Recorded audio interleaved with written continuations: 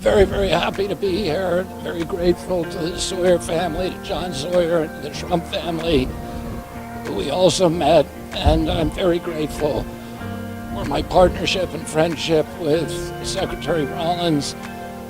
We understand that we cannot have a healthy America if we don't have a healthy agricultural economy. The farmers of this country are our partners.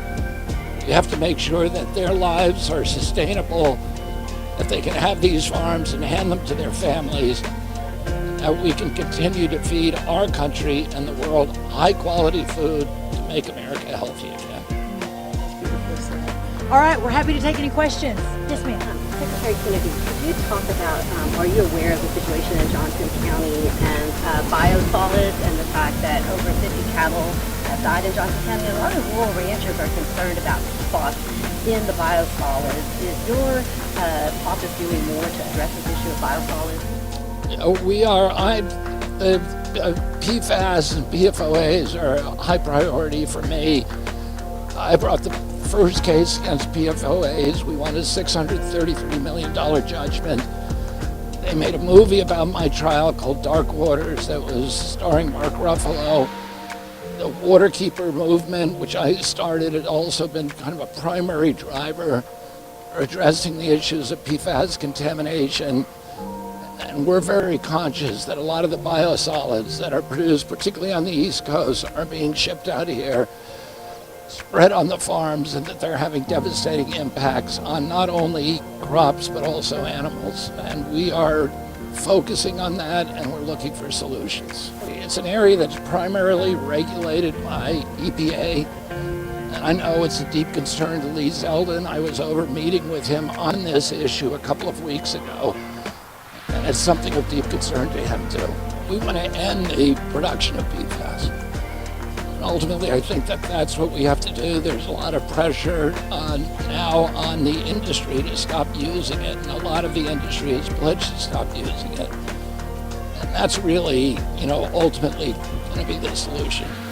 We are working with the governor. We've sent teams down, CDC teams down to Johnson County. We're doing better than any other country in controlling the measles outbreak.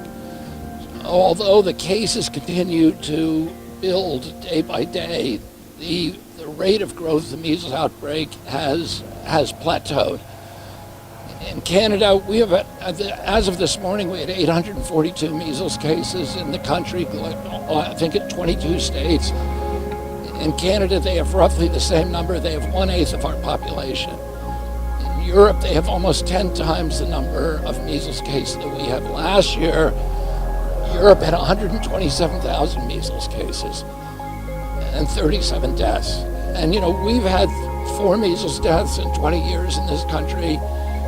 And one of the things that I've tried to get the press to focus on is that we have a chronic disease epidemic at the same time.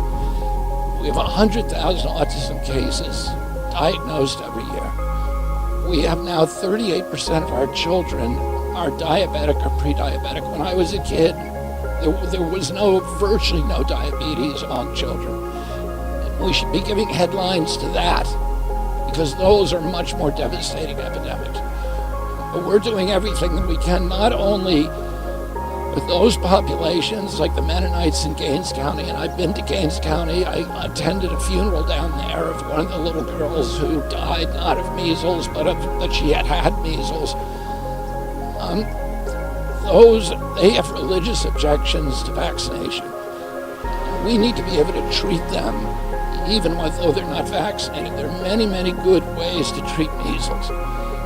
And doctors need to know that and to know those methods. And we are developing now a worksheet for doctors to address the epidemic, to address people who have it. Not just with vaccination, but actually with budesonide, with clarithromycin, with vitamin A, and many, many other treatments that have been shown very effective.